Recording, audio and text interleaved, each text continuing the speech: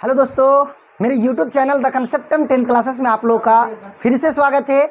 मैं आप लोगों से पिछले एक वर्षों से मैं आप लोगों से दूर था।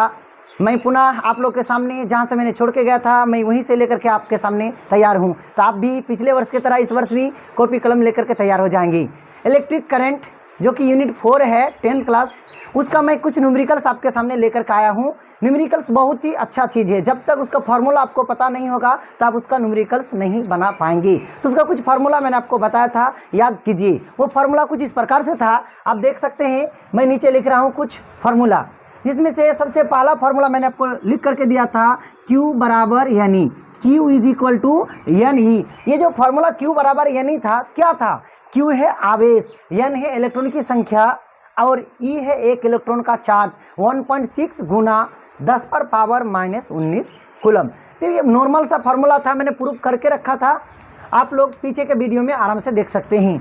उसके बाद फार्मूला नंबर 2 जो कि मैंने आप लोग लिख करके दिया था, वो क्या था कि दो बिंदुओं के बीच लगने वाला आकर्षण या विकर्षण बल, दोनों बिंदुओं पर एक ही जैसा चार्ज है। सपोज दैट यहाँ भी प्लस है, यहाँ भी प्लस है, तो ये कभी अट्रैक्ट नहीं करेगा, एक दूसरे को आकर्षित नहीं करेगा, वहाँ विकर्षण बल लगेगा। लेकिन एक तरफ प्लस हो जाए, एक तरफ माइनस हो जाए, एक तरफ पॉजिटिव चार्ज और एक तरफ नेगेटिव चार्ज हो जाए, तो वहाँ पर फिर आकर्षण बल लगेगा। तो एक लगता है विकर्षण बल और एक लगता है आकर्षण बल।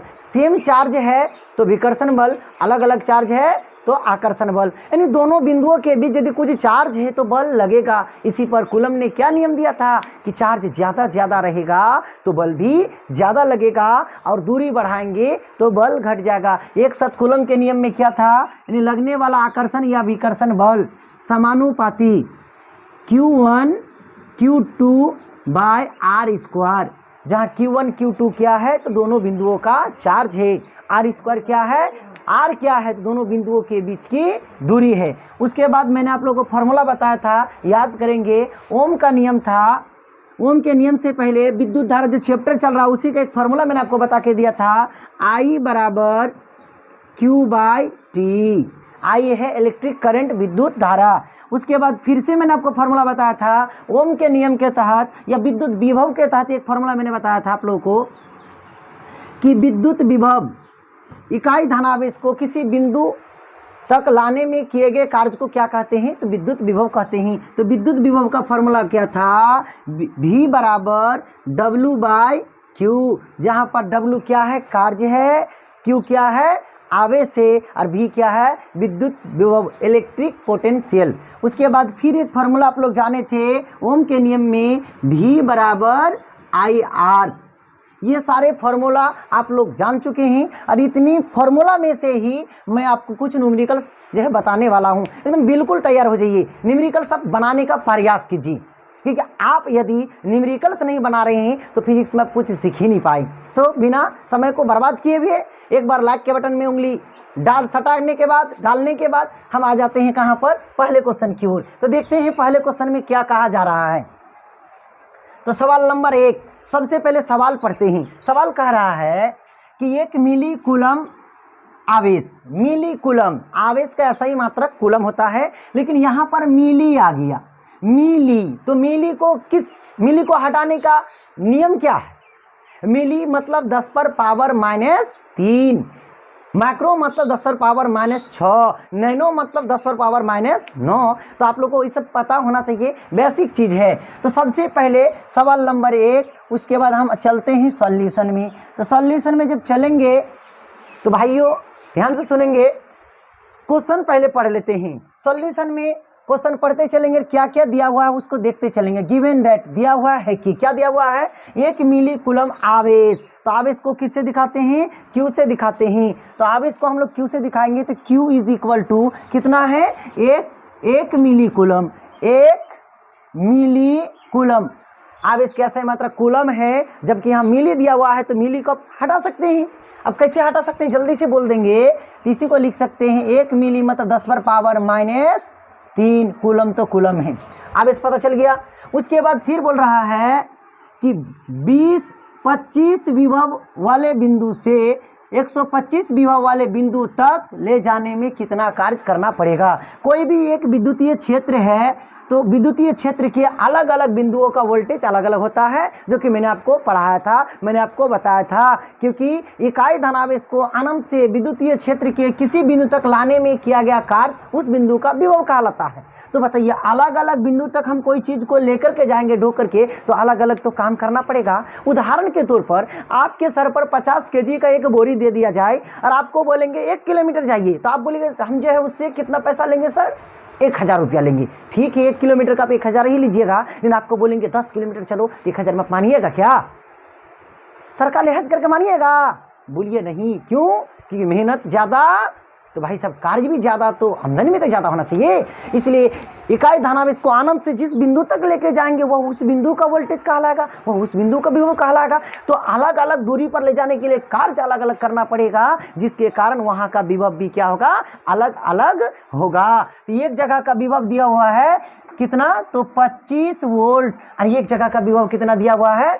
एक जगह का विभव दिया हुआ 125 वोल्ट। 125 वोल्ट। तो दोनों के बीच डिफरेंस क्या हो जाएगा? दोनों के बीच अंतर क्या होगा? एकदम नॉर्मल सी बात है। अरे भाई साहब, एक के पास 25 है, एक के पास 125 है, तो दोनों के बीच वोल्टेज में अंतर यानी विभव अंतर कितना होगा?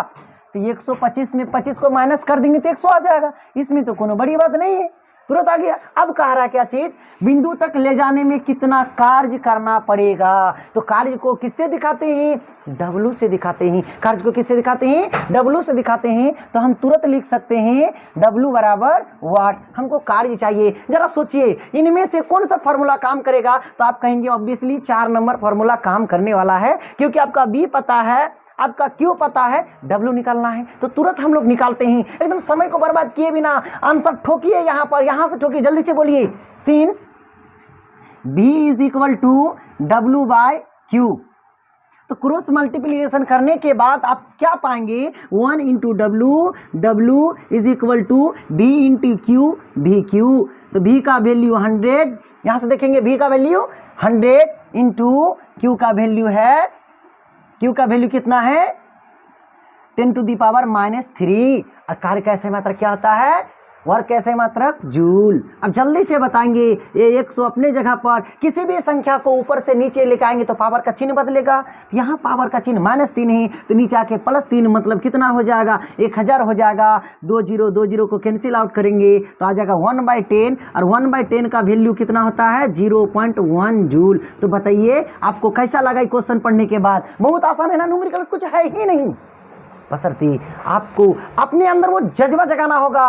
लोग कहते हैं कि न्यूमेरिकल्स मत पढ़ो, लेकिन नहीं, न्यूमेरिकल्स आप नहीं जानते हैं तो आपको फिजिक्स पढ़ना ही नहीं चाहिए। कुछ है क्या? देखिए, तो क्वेश्चन पढ़े, जो दिया हुआ था उसको लिख लिए, उसके बाद आपको कहा कार्य निकालिए, तो कार्य को हम तुरंत निकाल लिए। तो इत्मीनान से आप लोग उतार लीजिए। मैं 1 सेकंड के लिए इधर आ रहा हूँ, आप लोग वीडियो को रोकने के बाद आप लोग आराम से इसको उतार लेंगे। तो आते हैं हम सवाल नंबर 2 पर। कुछ नहीं है, बस सवाल को पढ़िए, आंसर आपके पास होगा। कुछ नहीं, आपको हिम्मत नहीं हारना है। आपको कोई भी कंपटीशन फेस करना है तो न्यूमेरिकल्स बनाना होगा। Original science physics. देखिए यहाँ पर जल्दी से सवाल क्या कर पढ़ते हैं। आप लोग भी मेरे साथ साथ पढ़िए, इधर उधर जहन को मत लेकर के जाइए, इधर उधर दिमाग को मत भटकाइए। कंसंट्रेट जरूरी है। कि आप सिलेक्शन लेना चाहते हैं, कंसंट्रेट जरूरी है। अपने आप से पूछिए, अपने आत्मा से पूछिए कि आप क्या कर रही हैं। चलते हैं, देखते हैं। खैर, यदि किसी चालक तार, कोई एक चालक तार है, आपके घर में जो तार लगी हुई है उसी में से करंट जब फ्लो होता है, यदि किसी चालक तार में धारा, बोले तो विद्युत धारा 1 एम्पियर है, जो दिया हुआ है उसी को लिखना होता है। सवाल number 2, solution given that.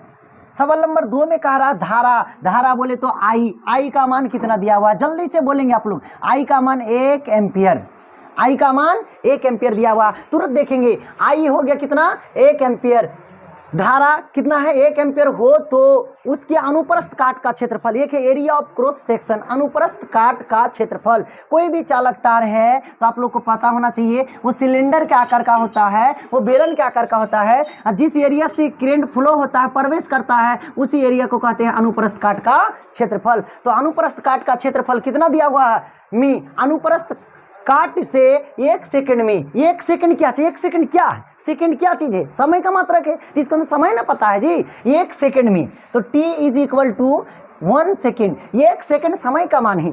1 second में प्रवाहित होने वाले इलेक्ट्रॉन की संख्या क्या होगा? क्योंकि आप लोग जानते किसी चालक तार से करंट फ्लो हो रहा, मतलब एक तरफ से प्रोटॉन तो दूसरी तरफ से इलेक्ट्रॉन, यानी 1 सेकेंड समय में कितना जो है इलेक्ट्रॉन उससे जा रहा है। इलेक्ट्रॉन ही चार्ज है और वो चार्ज बहुत सारा है तो उसको हम लोग करंट कह देते हैं। तो हम लोग को नंबर ऑफ इलेक्ट्रॉन यानी n इज इक्वल टू वाट। जरा सोचिए इस पूरे फार्मूला में n कहाँ से आएगा? तो आप कहेंगे फार्मूला नंबर 1 से आएगा n, और n लाने के लिए इसका मान तो सबको पता है कि 1.6 गुना 10⁻⁻19 कूलम।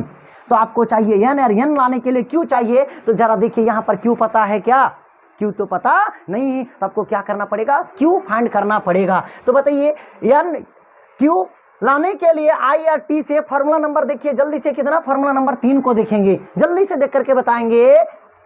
इसीलिए therefore Q is equal to, जल्दी से बोलेंगे, यहाँ कोना कोनी क्रॉस मल्टीप्लीकेशन करेंगे तो Q is equal to I T. Q बराबर क्या आ जाएगा? आई टी आ जाएगा। आराम से आई का वैल्यू 1, टी का वैल्यू 1 इज इक्वल टू 1, और आवेश का सही मात्रक कूलम, 1 कूलम आवेश। और मैंने ये भी प्रूव करके रखा है, क्या चीज? 1 कूलम आवेश बराबर 6.25 गुना 10⁻18 इलेक्ट्रॉन। आप कह सकते हैं इसीलिए n बराबर 1 कूलम, n बराबर क्या हो जाएगा? आपको याद कीजिए 1 कूलम चार्ज है तो 1 कूलम में कितना इलेक्ट्रॉन होता है? मैंने प्रूव करके रखा है, कितना? 6.25 गुना 10⁻18 इलेक्ट्रॉन्स। यही हो गया क्या चीज? आंसर। तो ईमानदारी पूर्वक बोलिए, क्वेश्चन में कहीं कुछ नहीं, बस आपको थोड़ा सा दिमाग लगाना होगा। हम थोड़ा सा साइड हो जाते हैं, आप लोग आराम से क्या कर लेंगे? इसको उतार लेंगे। तो चलते हैं अब सवाल नंबर कितना पर? सवाल नंबर 3 पर। सवाल नंबर 2 जान गए, सवाल नंबर 3 पर आते हैं। एकदम नॉर्मल सा सवाल है, कहीं कोई प्रकार का दिक्कत नहीं। सबसे पहले सवाल समझते हैं, क्योंकि समझ गए तो फिर कुछ है ही नहीं। 1000 उतारने के पर कुछ नहीं होता, एक समझने पर सब कुछ होता है। एक समझ जाएंगे तो 1000 उतार लेंगे, लेकिन 1000 उतारने के बाद समझ में ही नहीं आएगा तो हम करेंगे क्या? एग्जाम हॉल में बैठने का करेंगे क्या? कुछ नहीं। इसलिए समझते हैं, ईमानदारी पूर्वक आप लोग पढ़िए, बेईमानी से नहीं। कह रहा एक परिपथ, बोले तो विद्युत परिपथ। विद्युत परिपथ है क्या चीज? जिसमें करंट जाता है उसी को विद्युत परिपथ कहते हैं। कह रहा है एक परिपथ में लगे ए मीटर। अब सवाल है ए मीटर। अब आप यदि थ्योरी नहीं पढ़े हैं तो हिम्मत ही सॉल्व कर लेंगे। ये मीटर क्या करता है? उसका काम क्या है? जिस तरह से आप लोग जानते हैं थर्मामीटर का क्या काम होता है? बुखार को माप लेता है, तापमान को माप लेता है। ये मीटर का कोई ना कोई काम होगा। वो एक यंत्र है कि मशीन है, वो धारा को मापता है, वो विद्युत धारा को मापता है। ये मीटर का पठन मतलब वो कितना को दिखा